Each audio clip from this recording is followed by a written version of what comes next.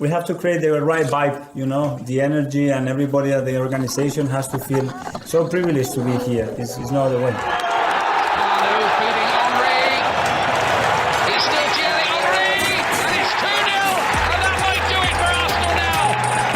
Thanks for listening to the Purely Arsenal podcast. Please follow us on Twitter at Purely Arsenal FP for all the latest Arsenal podcasts.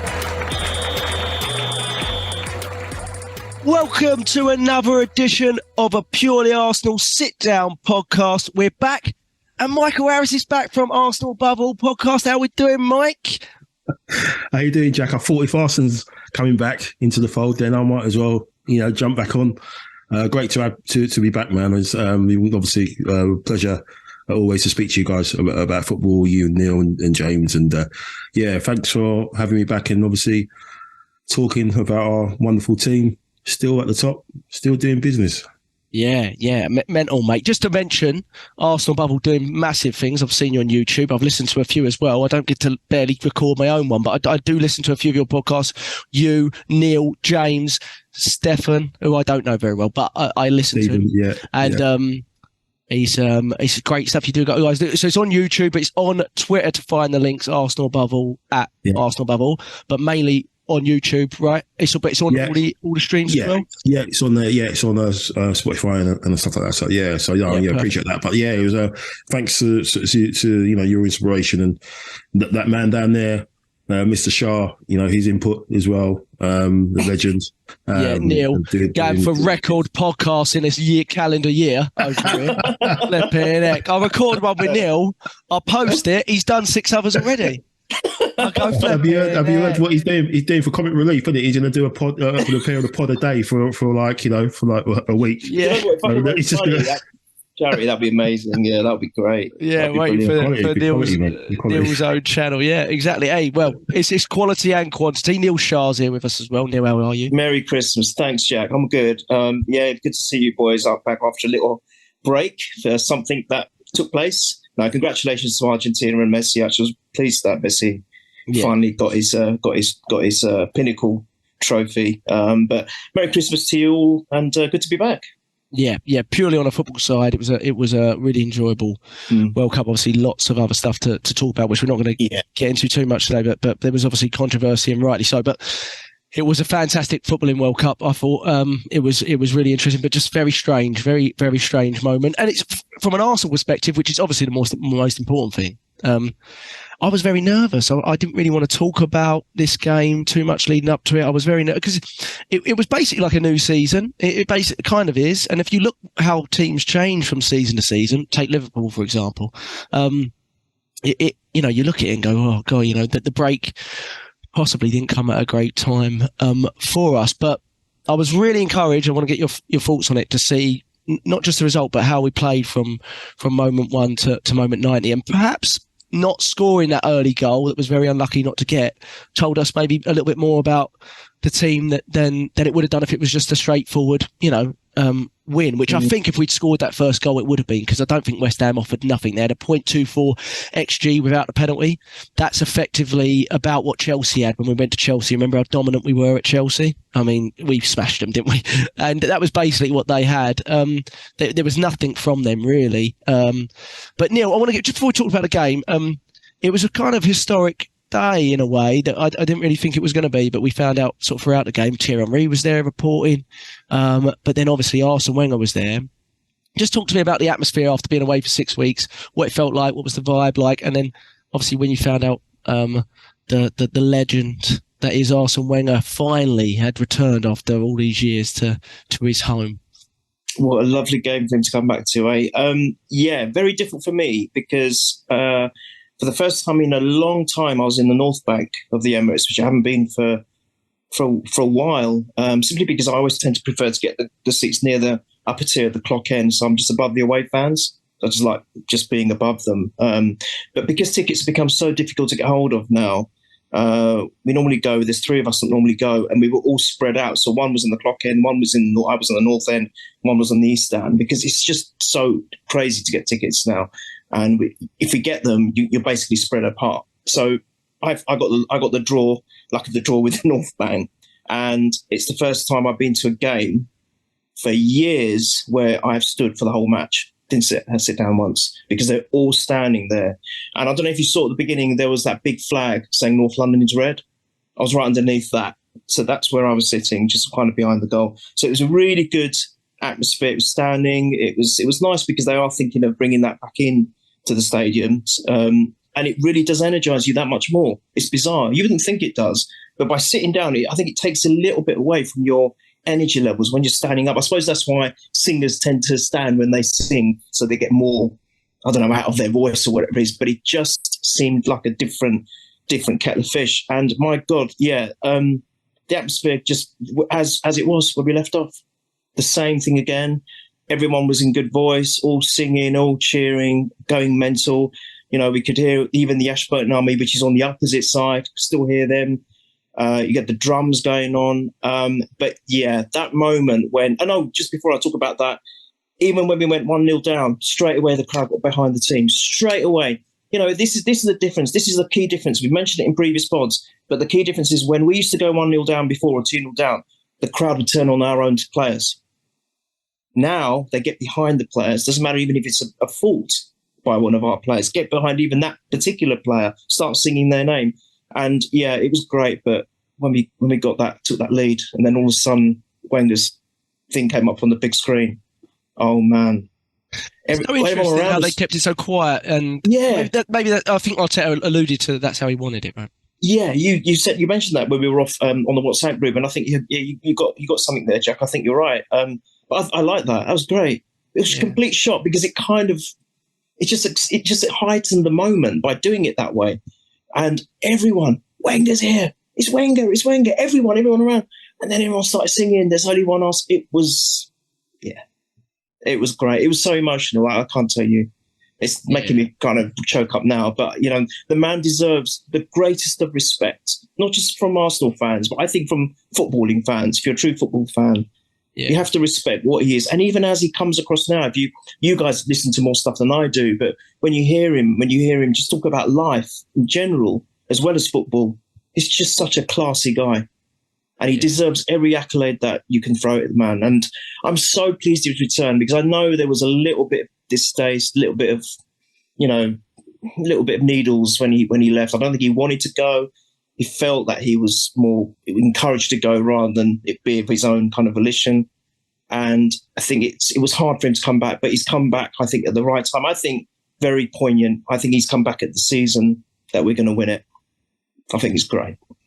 Fingers crossed, mate. Fingers crossed. It was very emotional and touching to see. Mike, touch on that, of course. How can you not touch on the Wenger moment? But also just give me your overall thoughts on what was a really sort of nail-biting game from an Arsenal perspective. We've only been down 3 times this season. Obviously, we lost at Man U, but Fulham as well at home, which we came back from. And over the years under Arteta, it's been something that he's been kind of hit over the head with, that we're not able to show the character to come back from losing positions. Obviously, you never want to be in a losing position.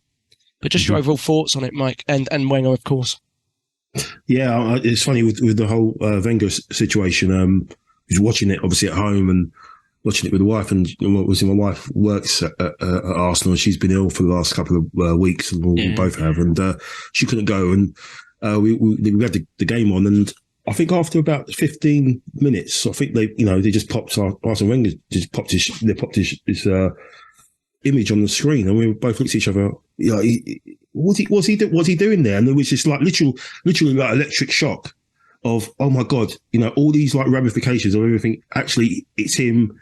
Oh, shit, he's at the stadium. Yeah. Oh my God, it's the first time he's been back at the stadium. He's actually there. So so many emotional things just went through your head in like a split second, and because it wasn't a reaction in the crowd, I think what they did with like Infantino in the World Cup, where whenever they showed him on the TV, that meant they showed him on the big screen, and then he kept on getting booed, and then it changed it, so they only would show him on TV, and it wouldn't be transmitted to the screen. So I think that's what they did. They managed to show him sitting there, because they showed him a couple of times the first half. So I messaged you guys. It goes, Wenger's there. Yeah. And there's not been any reaction, and like Neil said, it wasn't until we scored that goal, the second goal, and then they actually showed him, and then it was like everyone. Then, because I said to my wife, I said, if they knew that he was there right from the beginning, they would have been singing his name all game, and that might have been a little bit of the concentration might have gone, the focus might have gone a little bit, because the players would have been a little bit under pressure. So it was a really good move from the club, whoever it was, Arteta, Vinay, and the Kroenkes were there front row as well last night, both Stan and Josh.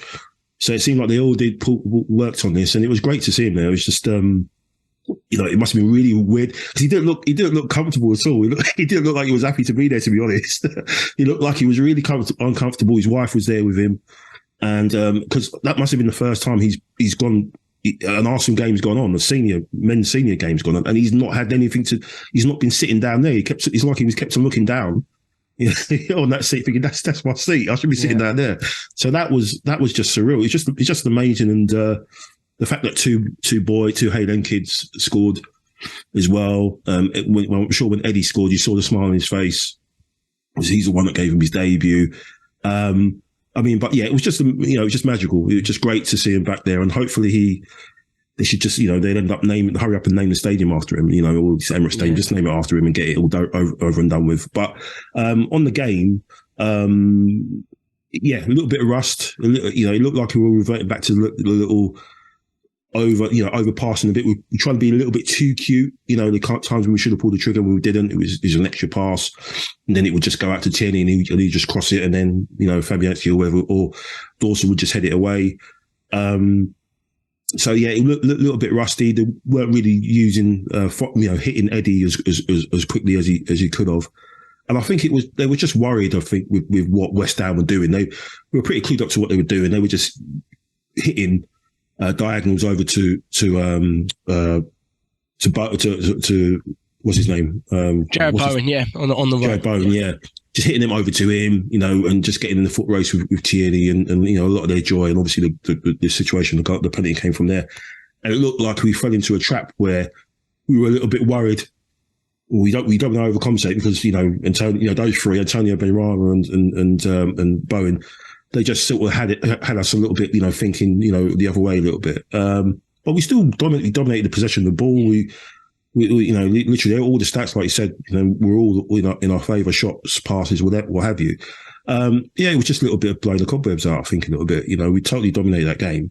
But no, it's just West Ham. West Ham always, for a spell in a game, they always give us a little bit of trouble, don't they, at home? And then we tend to turn them over, or we'll get a fortunate sort of goal, and then we'll end up winning quite easy. But no, it was good. It answered a lot of questions again last night. I think, as you were saying, Jack, I think there was a couple of questions thrown our way, and we answered them. We went behind the game. We did, came back, and not, maybe it was a little bit fortunate with the way the first goal happened, but at the end of it, there was no doubt in it. We could have been a couple more goals. Could have been 4-5-1. At the end. But no, it all bodes well with what we've got to come the next two. Tougher games on paper, at least to come. Absolutely, and I agree with all what you said on Wenger. It must have been very odd for him to be back in a different capacity. People cheering his name, but knowing that he's. I think that it's a perfect moment. If he'd come back during the Emery era, or when there was still some animosity towards how he left and staying too long and obviously, I think whoever's timed it, whether it's the club or him or collectively, it feels a poignant moment to come back. It feels kind of like a perfect time, and I thought it was perfect. Very Wenger-like performance. How many times have we been playing under Wenger and been like, oh, well, why are we 1-0 down here? And then you've got to go again. But really, like you said, I thought. I couldn't really argue with any of the decisions in the first half, but they were so unlucky. Clipped off Saka's heel for a lovely fit, and I was like, okay, it is offside, but it's just ridiculous. The penalty, from my perspective, the penalty was actually Saliba and Gabriel's fault. I don't know why Gabriel. Clearly, our weakness, if there is one in this team, is the left side. Right? Doesn't matter if Tierney or Zinchenko's playing. That ball over the top to Jared Bowen or to Salah for Liverpool, right? we're vulnerable there, and the way we usually stop that is just by keeping the ball, and that's why he plays Zinchenko, right? Because he's kind of like a cheat code that brings into midfield and all that sort of stuff, and we rely on Gabriel to win those one-on-one duels. But I was in the moment, I was really frustrated that Gabriel had sprinted beyond his midfielders basically to win a header, and I was like, I don't know. I remember going, why has he done that? And then suddenly Saliba's out of position, and it was a bad tackle by Saliba. He did look a little, maybe a step off what he was, but he hasn't played a proper game for a month and a half, has he? So what do you expect? I thought it was good commitment from him to just throw straight back into the team, really. He had one training session or something. So, but yeah, I guess it's a pen. It's annoying because he's dived, but there's contact, so he's taken 2 or 3 steps after it, but they're going to give it. So he's never going to overturn it. Mike, I know you said offline, why can't we have a goalkeeper that saves penalties? And yeah, sometimes you just look at it and go, we're never, we're not saving anything unless it goes wide, like Bruno Fernandes' one, right? But we go in at the break. I was so frustrated, honestly. I couldn't remember the feeling, and my kids are looking at me like, why hasn't been doing this for a few weeks? And I was like, yeah, well, it's back now, isn't it? So, and I was like, oh God, I was like, my chest was hurting and stuff like that. It was terrible. I don't think it's healthy. But Neil, second half, feel free to touch on any decisions in the first half. I felt we were reluctant. Neil, just Eddie, obviously the big new starting component of the team. I felt Eddie looked really sharp throughout, but I felt we were reluctant to go into him as often as we did Gabriel Jesus in the first half. I felt there was balls on for Eddie, and when we went to him, they were sticking quite well, but we'd go wide and we'd put a lot of crosses in, and it frustrated me because Jesus is probably better in the air than Eddie, but that's meat and drink for West Ham 6'4" centre backs to just whip balls in, isn't it? I mean, Tierney was probably loving it, but I felt it was a bit easy for them. What was your thoughts on that first half? Just felt like we didn't test keeper enough. No. From where I was sitting, so right behind the goal, looking directly, so I saw a lot of what Saliba was doing, and from what I saw of him, he broke up a lot of play, and he was defending quite well. But I know what you mean regarding the goal. But I thought generally he wasn't bad, considering if he's only had one training session. I thought that's not bad at all. But we were all getting frustrated because we just thought we just keep doing the wide thing. Nothing's happening. Nothing's going on. It's hard because from where we were, it's hard to see what's happening at the other end of I've seen the highlights, and then you see a different perspective. So you see, oh, actually, that wasn't quite a bad manoeuvre. But when you're where we are, it's kind of eye level. It's you're level with the pitch, if you like, and it's harder to see. But from what we saw, we thought, why are we delivering more directness through the middle? Why is it all this wide stuff? It's just not working. And it felt a little bit back again, like the old school style again. And we thought, no, this isn't going to be one of those games where we dominate possession and we don't get nothing from it. And especially when they got the pen, we thought, wow, so we're actually 1-0 down, as you alluded to earlier, Jack, saying typical Wenger, all the possession in the world and the goal down. How has this happened? I was nervous. I've got to say, with all my confidence this season, I have to say, I was worried about this game. I think maybe because we haven't been playing for a while, but I was truly worried about this game. And I think I know the importance of getting the points in this game because I know we've got a hell of a hard time coming up in succession in January. We've got a hard run of games. So we need to keep that buffer there just in case we drop points here and there. So I think that's why I was extra nervous. But I thought we were just doing too much on the wings. It wasn't working too well for the first half. And then I think going into the halftime team talk, I think Arteta must have just said, just be more direct. What are you doing? And the other thing I noticed, how many times could they have shot on goal and they didn't? Again, it was like trying to walk the ball in the net. There were chances and you think, shoot now, you got a chance. No, let's play that extra ball. I think they were trying to play that 1-2 ball too many and do the perfect goal. And it's lovely to see. But sometimes we just need to get, especially if we're a little bit rusty, as you guys have said, and we just need to get our confidence back with the team. Just get that goal, no matter how you get it, just do it. Even if it's a dirty goal, just get it. And then we can settle down. But to be honest, I love the fact that their mentality is still strong. They've come back. Arteta's obviously said something to them in the right way at half-time. And the second half was a different game. Completely different game. And funny enough, you say that trying to walk it into the net, Mike, and then the first goal really came from, I think, our best player on the pitch, but taking basically a wayward shot from distance, and Saka following it up, and the composure from Saka was incredible. But I thought it was offside. I don't know if you did, but I didn't celebrate at all. I just sat there for about 5 seconds. I was like, that's offside. But he was nowhere near offside, was it? But might touch on Odegaard. I thought Odegaard was brilliant. And that's one thing he's doing, isn't it? People have complained about Odegaard with output. They've said, he's nice feet, but he doesn't get goals and assists. He's now joint top, just below Saka with 6 goals, 4 assists so far for Odegaard. You think of the ones that people haven't put away this season from him. That's quite incredible, isn't it? Yeah, he was on it right from the very off. There was a pass he made to Xhaka. Yes. And he just sort of was on his heels a bit because he just didn't think he'd have the vision to find him. And then when he realised it was too late, and if he'd have kind of done what Saka did, he would have controlled it and then fired it, and that would have been probably one of the assists of the season. But yeah, his manipulation of the ball and the way his ability just to move around the ball. Again, right at the very end, that drag back he did when he totally done Paqueta, and I forgot who else it was. He totally done them on the touchline, and the crowd went up. It was like another goal that went in when he did that. The other crowd love a bit of skill and stuff. But he was amazing. I think for this run-in, we really got to look at the players who didn't feature in the World Cup as the ones who are going to be maybe a little bit fresher. And I know, again, they haven't played competitive games, but they'll just maybe have a little bit fresher legs come the running. And I think if he's doing what he's doing at the moment, if he's playing at that level after that break, what is he going to be like once we've had a few games under the belt? So obviously you could say the same with Saliba, who looked a little bit heavy, and that's going to happen, right? Because the guy hasn't played top level football for 6 weeks.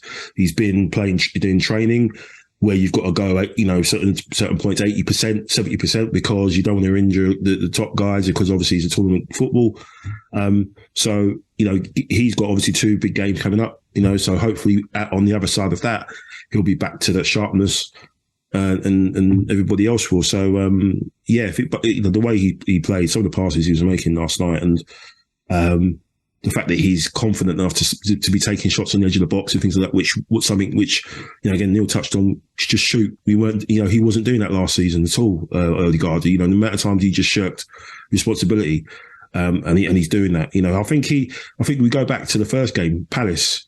There's a couple of occasions where he should have had at least 2 goals that game. And I think people had a word with him and said, look, you got to pull the trigger. You're good enough. You got to pull that trigger. And he's done it, to be fair. He did it obviously against Fulham a couple of games later and stuff like that. So, but no, if he carries on like that, there'd be a certain retired German playing his Xbox or PlayStation, looking at that. And I'm sure when he plays a FIFA again, he'll be picking Odegaard as his career player or his whatever, and going from there, mate. That's what I'm sure about that. You're on mute. Sorry, it's just been a while, isn't it? It's been a while. I don't know. You can tell when we've had hiatus. Sorry. But the one thing he does different to Ozil is he does both sides of the game, doesn't he? I mean, everyone under Arteta does both sides of the game, but he's typically the top of the running stats. His ability to work back, track back, win the ball is quite unique for a sort of number 10 position. But it's needed. But there's one thing I say. Sorry to jump in. If you watch the game back in the second half, especially, there's about 3 or 4 occasions where he got the ball. Odegaard got the ball on the right.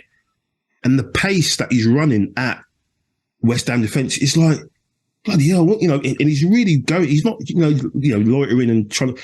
He's getting the ball and he's just going. He's proper driving at him. And I don't know. Again, that's something that Arteta has said. If you do that, then you totally unsettle the defence. If someone's coming at me at 100 miles an hour like that and has the ability to pop a ball off for a wall pass or whatever, then that's just going to create loads of space, loads of confusion. But yeah, it was amazing. So, I watched it a couple of times. The pace that he was running at West Ham at the back line when he had the balls was amazing. So yeah, long may it continue, man. The guy's just been.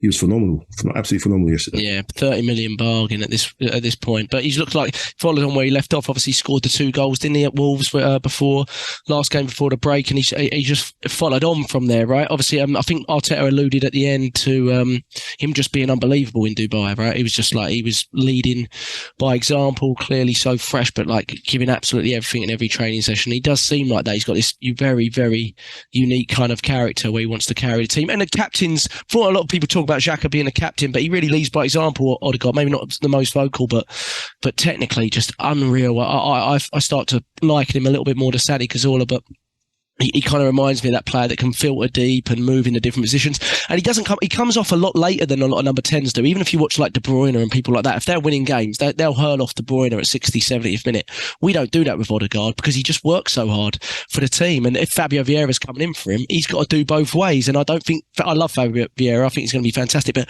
he's got to learn how to do both ways of the game yet. And he's not quite got that down yet, despite the fact that he's terrific on the ball as well. But, Neil, I mean, we can't not talk about Bukayo Saka, but we always talk about him. I think we've got to talk about Ben White as well. But Bukayo Saka is involved in no goal happens without Bukayo Saka. Even the third goal, I think he wins the ball back somewhere in our own half or something.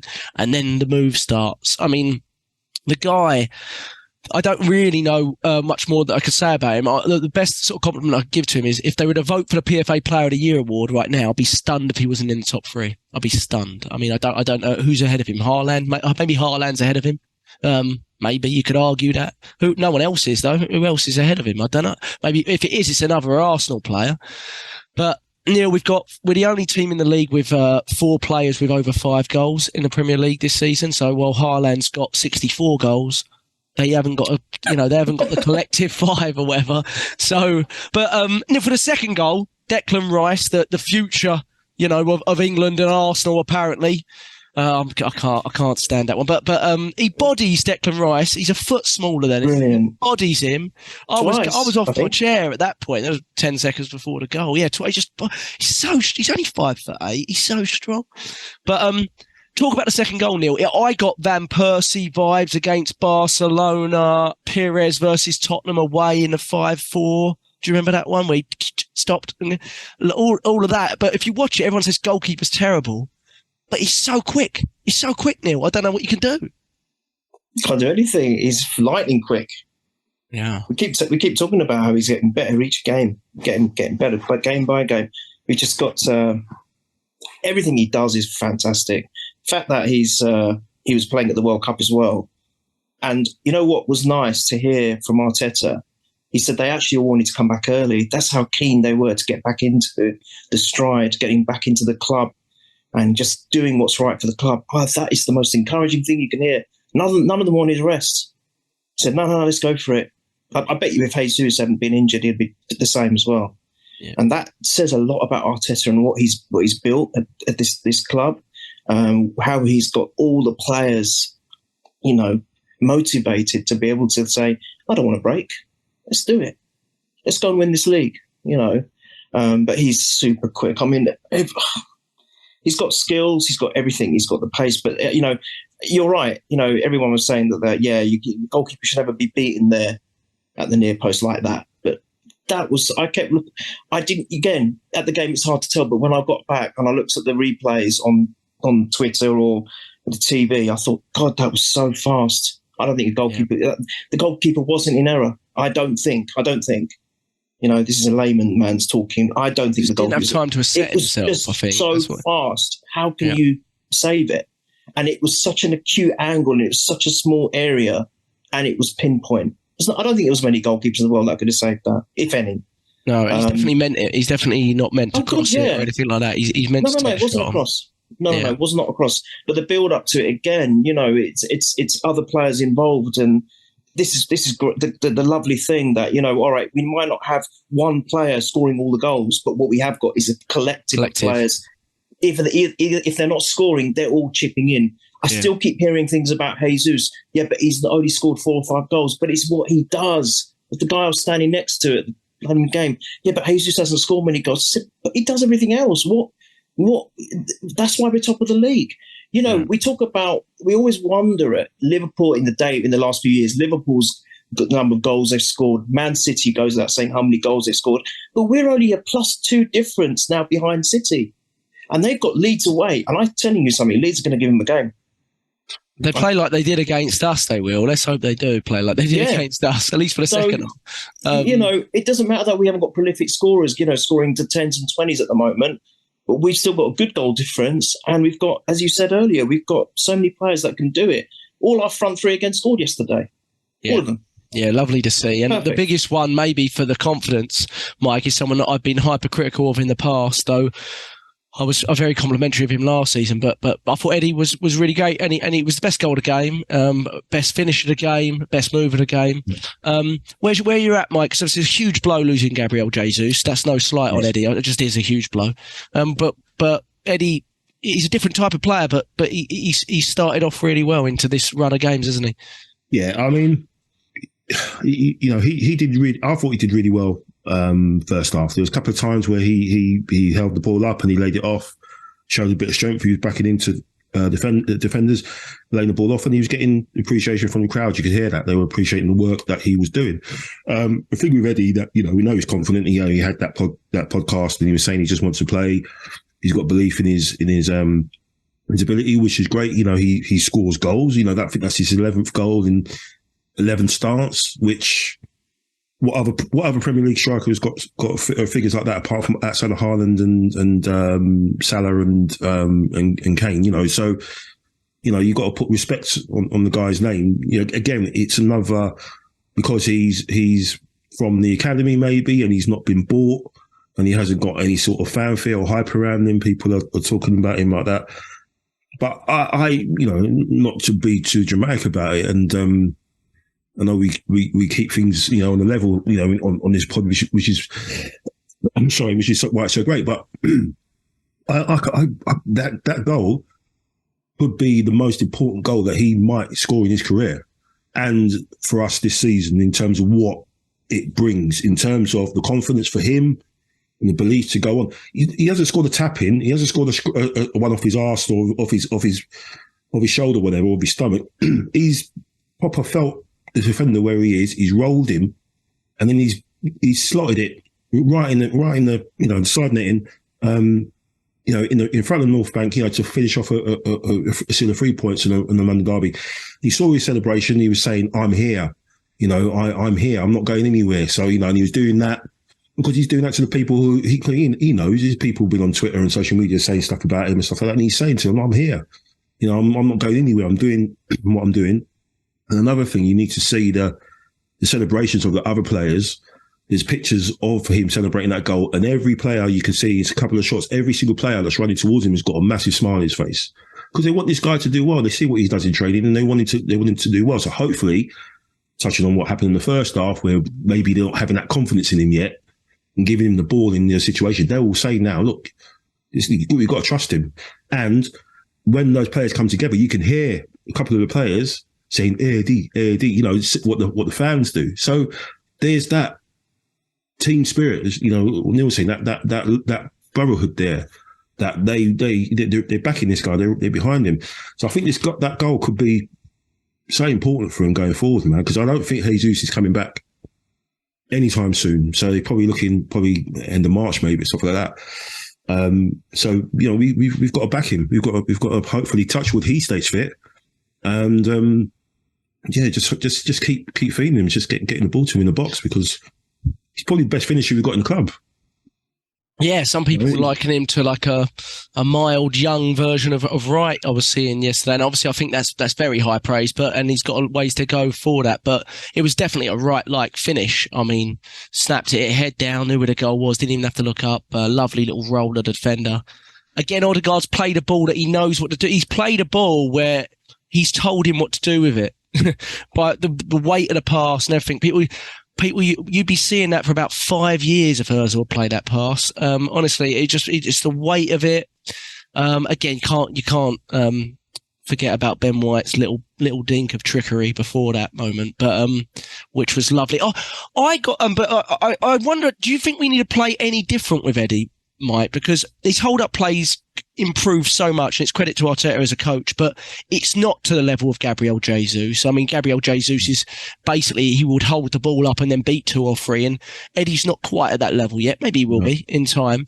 So I just wonder, we're probably going to have a player that stays a little bit more central with Eddie, right? He's not going to deviate as much left and right. He does it a little bit, and we were asking him to do it. So I'm just wondering if you think we'll we didn't look like we did really adjust our play too much. I felt West Ham was so negative, even before the goal. They were so deep, weren't they? They've got Declan Rice and Paqueta in midfield. They've got to be one of the best midfield pairings on paper, but just sat on the edge of their box, weren't they? It's just, I don't know. I just think, the only thing I'd say is just his fitness. I think towards the last 10 minutes, he was absolutely blown. He's absolutely knackered. So watching him, and can't remember who else it was, but they just weren't pressing. They just letting the West Ham defenders come out and put a little bit of pressure on us in the last 10 minutes a little bit. And he looks completely out on his feet. I think if, against opposition, I think if you've got someone like Ødegaard, able to thread things through like that, he'll just be able to find him like he did. And he'll just drag us forward a little bit. And if we play against teams that will hit us on the counter, we know he's dangerous on the counter as well, because he can stretch his legs. He's not absolutely rapid, but he can definitely get the ball and hold it up and do some damage. So I don't think we'll have to adjust it that much, as long as those players that are there that are around him. If someone else comes out, if Saka maybe he's not in the team, and then maybe Martinelli, then maybe you have to adjust it a little bit, because that quality, that level isn't there. If you're having to maybe have Marquinhos or something like that, for example. But if you get your boy in, then maybe we won't have to worry about it. We can just put him up there by himself, and he'll just rip everyone to pieces. But no, I think as long as the players are around, that's the thing. People will say, "No, Eddie," but last season, the team we had last season, the team we had now, in terms of the output and the performances, it's like chalk and cheese, isn't it? It's completely different.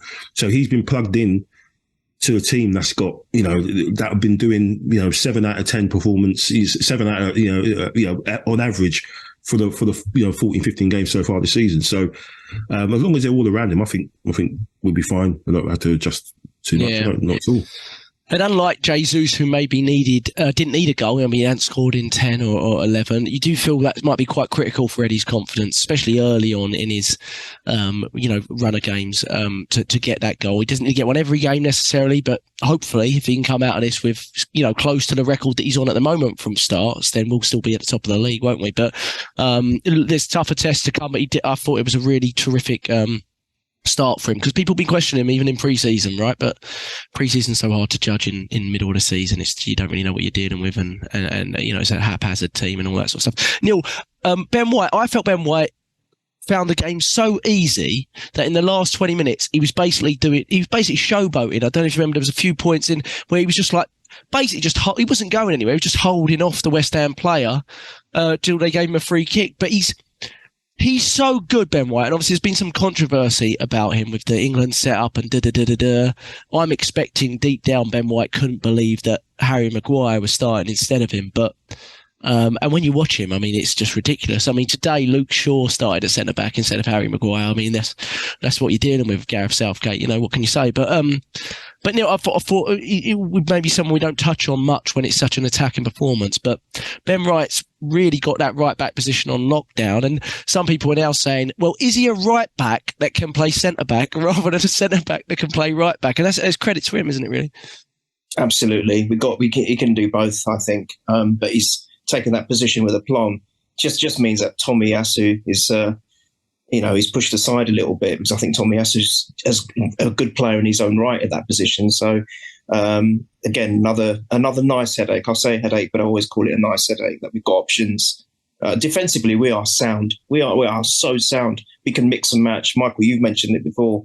We're so there's so much versatility now at the back that we can do so many different things if there are omissions through suspension or injury. I think we're completely covered. But he's brilliant, isn't he? Everyone was going on about his price tag. I think he's worth every penny, every single penny. I've always thought, football players' prices are ridiculous, but it is what it is. And everyone's raised a few eyebrows. It is. I questioned it, in fairness, so I can't deny it. Yeah, I think I did. Everyone thought, wow, that's quite a lot of money. But now, when you see how he's doing, and what he did for the third goal, wasn't it? The bit of skill to get that ball moving. Christ, this is a right back or a centre back, and look what he's doing. And he's involved in everything. In previous games, he's been on doing the overlaps if they're in attack, but he's also defensively good. I think he's the complete player for what we need in the way Arteta plays. I think, in my opinion. And I'm so glad, because as much as the Jesus injury hurt me, thinking, oh no, what's this going to do to us now? When he withdrew from the World Cup, I thought, what is going on? It's not an injury. So there's something going on mentally. And I thought, doesn't bode well for us if that's the case. I know it sounds a bit selfish. Obviously, I was concerned about him for first and foremost, but then I was thinking, such a good player, are we going to lose him now? But he's come straight back in. And what a performance. It's one of his best performances, to be fair, because he was actually, you're right. I remember the point where I don't know if he faced off with one of the players. He had the ball and he just faced off and pointed at him after he moved the ball. And I was like, and all the crowd were like going mental. So they were laughing. What is he? It's just like, he was so comfortable. He's an incredible athlete. I think that's what I underrated about him. He's an incredible athlete. He's fast, he's strong. I didn't know that about him. But he's no nonsense as well, Jack. He's not, he's not bothered about the media, the limelight. He's not even a football fan. He's admitted that. He doesn't watch the game. His family don't watch it. He sees it just as a job. And, sometimes you might think that there's some cons with that. But actually, in his case, it was working out to our benefit. He's going in and doing the job, going home, getting on with his life, and then coming back. It's working, and he's so professional. He's so professional with it. But I loved what he did with that third goal. I thought that was great to see him getting involved in that, as he is involved in quite a lot of the goals. And I think he's given us so many options at the back because he can play in both positions. I even think with a shout, if he were desperate, he could even play in the midfield as well. I think he could. He's that versatile. Technically a lot better than I thought, yeah. I mean, there was even a point, like we said, Saliba was slightly off it, and there was a point where Antonio nicked the ball, he was in, and Ben White in the first half, he just covered really well in front of Saliba, and he was just so switched on. And you saw with his post, which he got criticism about, as soon as he was back at Arsenal, he's posting on Instagram. He loves playing for us, doesn't he? And you could just tell he's a player that wants to play every week. He's not a player that's going to sit on a bench happily anywhere. And I'm sure a lot of players are like that, but in particularly, he's played at Leeds every week, he's played at Brighton every week, every game. That's what he's there to do. But there was a lot of shouts for man match. I think, Mike, wasn't it really encouraged because we know how we're going to play now, but so many times when we've been like 2-1 up or 3-1 up, we've shut up shop. But we're 2-1 up and 3-1 up, and we bring Zinchenko on and we go up to another level, Mike, and suffocate them even more. And like you said, other than the last 5-10 minutes where I think we just got a little bit complacent, it was one-way traffic all the time. Yeah, probably tiredness as well, obviously, with it being, the amount of we had to expend in that second half to get back in front and win the game. But yeah, it's a big change in philosophy and the mindset that, we're not bringing on Rob Holding, we're bringing on another guy to up the technical level of the team so we could, hopefully maintain a little bit more possession of the ball. And then obviously Zinchenko doing his walkies into the centre midfield and confusing Rice a little bit more, and who was confused all game, really, to be fair. If he was just chasing shadows and basically, I think Odegaard, when he plays him next time, he'll just have a leash and just put it around his neck and just have a walk around the London Stadium. But no, it was just great to see the way we. I don't want to say it because I'll leave it to Neil because I know he's going to say something about title and Arsenal. He's going to link the two in a minute, but just the way we just looked so assured that second half, how not methodical because that's like playing like a Chelsea or just grinding that result, but how confident we were in just like the passing the ball, switching it around. And just doing the job, getting the job done. There was no panic at all. And that's like going back to last year, maybe the year before, where we knew what happened when we won a goal down. What was to come? It was just going to be panicking, 150 crosses, and stuff like that. Nothing happening. But no, it's good to see Zinchenko back and keep people on their toes, Tierney on his toes. I think it'll be a matter of time before he's, swapped over properly and then probably replaced in the summer. But no, we need all hands on the pump. So having him back in and getting ESR fit as well is going to be key. It's going to be a really, really massive plus if we can get him fit and get him involved. Joint top goal scorer last season, and no one mentions a thing about it. Arsenal fans do, but anyone else, they act like we've not got any injuries. But he was a joint top goal scorer last season, so I mean that's pretty significant for any team, wouldn't it? Really be. So we're eager to get him back. I presume they're penciling in January 9th, the Oxford game for him. That's what I presume. Because they're saying he's back in training now. But obviously, he's probably going to play an under-21 game before he does anything in the first team because it's been that long. But so yeah, a fantastic performance. I think we could all take our pick, but I would say overall 90 minutes it's got to be Odegaard's man of the match. But you could certainly take your pick from Saka and White. That right side was really, really looking purring, really, wasn't it? And just brilliant to see Wenger at that game and how we performed. And it looks like we mean business again. Should we do 3 or 4 minutes on the transfer window? So the latest is because I think it's moving quite quickly because every time I check Twitter every sort of couple of hours, I'm seeing sort of like more updates, and not from your average journalists, just from people just like that we regard as quite high. So we've definitively had a bid turned down, but my question to you, Mike, I've got to stop with you, is obviously Mudrik's, according to all the reports, and I know, Neil, you're reluctant to believe them until they're ticker taped up and all that sort of stuff, but Mudrik, he's the number one target. Now, to be fair, this time last year it was Vlahovic and it didn't really move anywhere for us. I think the difference here is I expect other clubs to come in for Mudrik, like Newcastle and people like that. But I think the difference here is it does seem like this player is like desperate to join Arsenal specifically. I just wonder, one, what do you think of the player? Do you think the deal will get done? And two, with the Jesus injury and anything else you think the squad needs, do you think anything else is vital to get done this month or could be? I think the Mudryk deal will definitely get done. I think the board, they're going to back Arteta, and I know I think someone's come out and said that they're going to wait a little bit, it's going to drag a little bit because they basically want an auction, don't they? That's the normal thing. It's not going to get sorted out in a couple of days. It's going to get sorted out on our terms. It might be the summer. No, I don't think so. You just want to auction. You just want to raise the price. You want people like Newcastle to sniff around and put a silly bid in, or maybe even Chelsea just for banter, because that's what they just seem to do these days. Just chuck money at everyone and totally disrupt the market like they've done in the past, and looks like they want to do again. But no, I think Mudryk, everything all sounds like the guys. He's putting stuff up on Instagram and him watching us, and the interview he did with Zinchenko's other half and stuff. So yeah, I think it will be done pretty much, hopefully first, as soon as the window's open, a couple of days in maybe, because as Arteta said in that interview with old Spitty McGee, Carragher, Spitty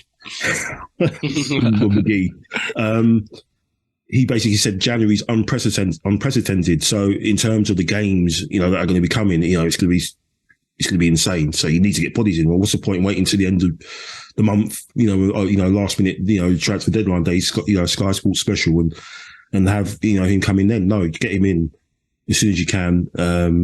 Implement it into the squad as soon as you can. And I think if it's someone like Cedric looks like he might go to Fulham, then that might be obviously that opens up a little bit of freeness for Tomiyasu if he stays fit.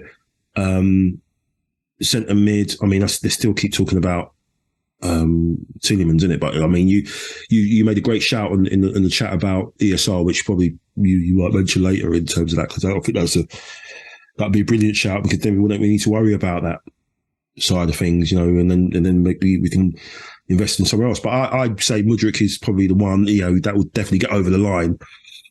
Anything else, it would just depend, I think, on touch wood, if a bad injury comes in or serious not coming into one of the key players, and it doesn't seem like we can afford to have the squad short in that department. So I know we're getting that defender in the summer. It looks like from Eintracht Frankfurt. It looks like that's Indica, yeah. But but I think Mudryk, if we just end up having him, that'd be fine. I'll be absolutely buzzing with that.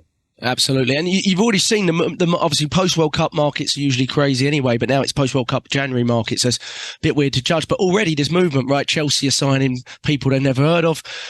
Liverpool, Liverpool don't make a lot of signings, let alone before windows have already opened and they've already signed someone.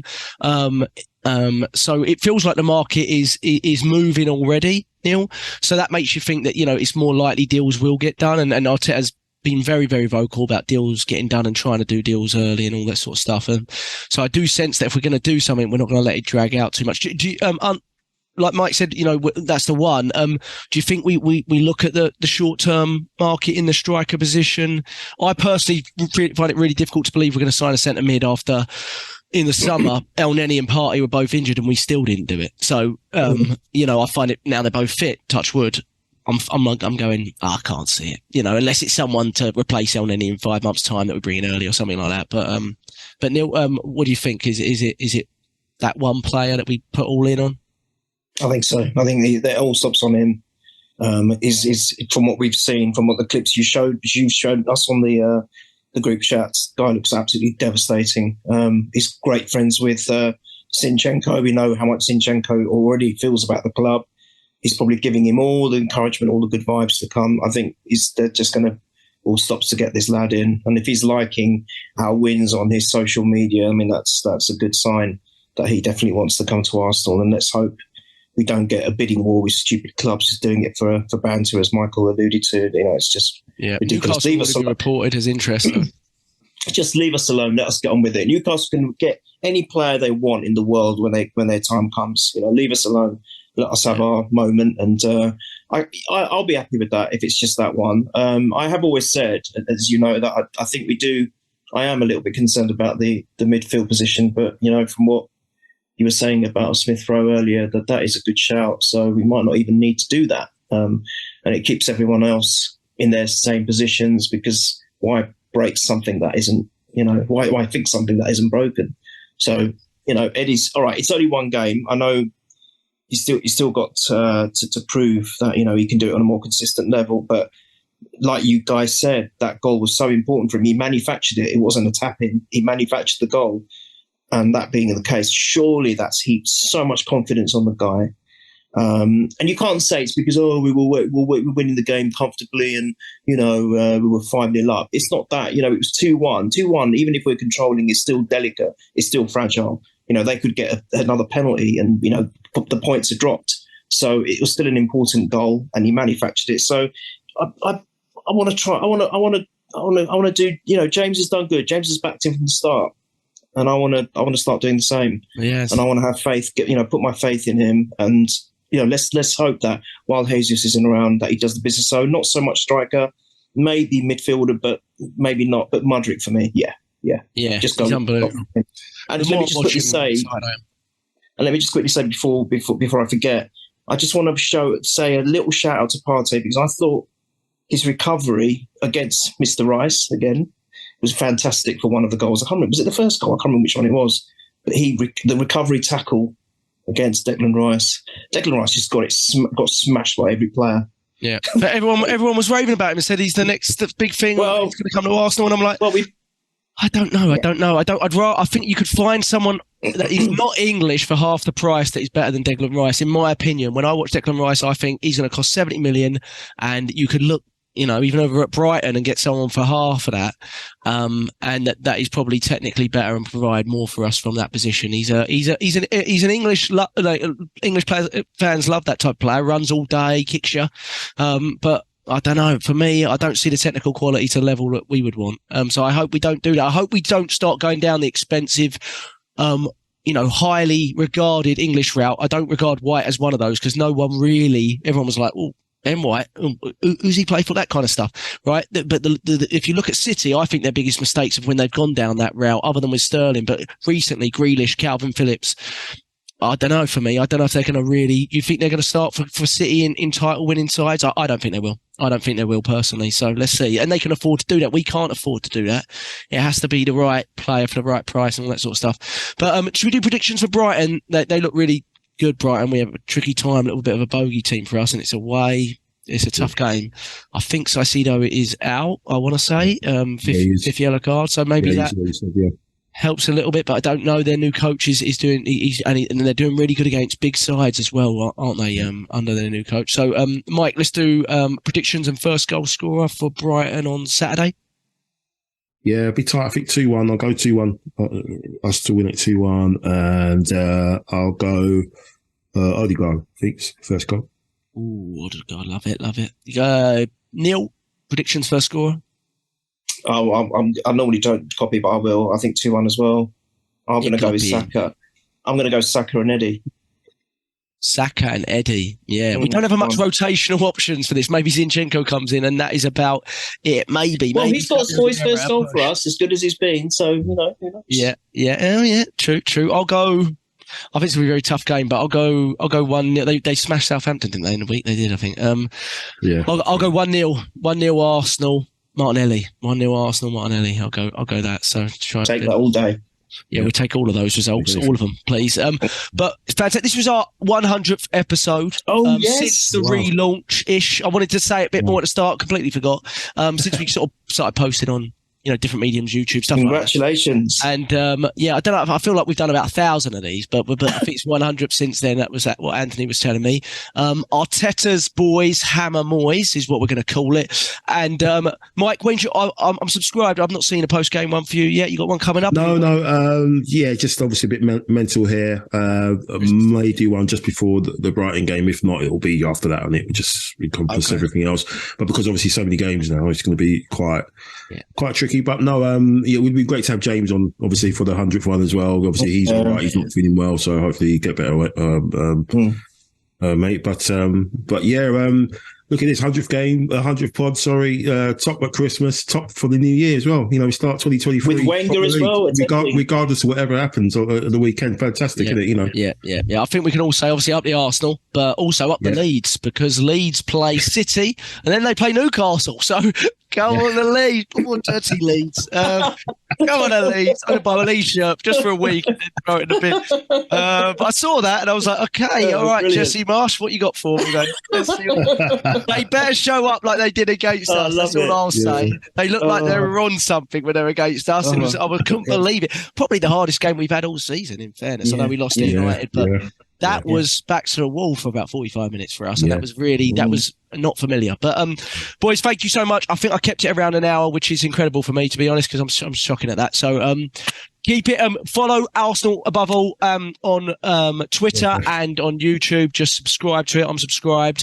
Subscribe to us. Go to Purely Arsenal FP on Twitter. We're there as well. I think we're always retweeting each other's pods as much as we can. So there's always a pod. There's a pod somewhere for you to listen to. Hopefully, post game, pre game, all that sort of stuff. None of us do any sort of selling of stuff, which is good. We don't do any of that. Yeah. So we're not doing any of that. Not selling your Manscaped ads or whatever. We don't do any of that. It's all Arsenal. So, yeah, all right. But cheers, boys. Love good one, Jack. The Arsenal post Brighton.